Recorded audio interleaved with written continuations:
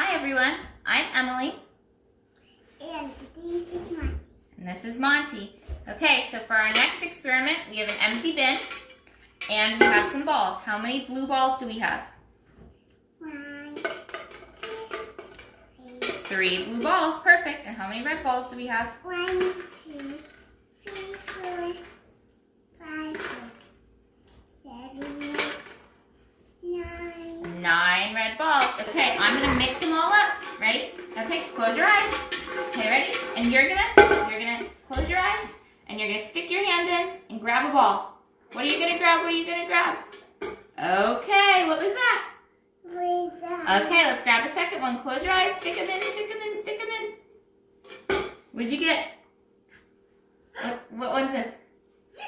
A red ball. So we got 1 red ball and 1 blue ball. Thanks!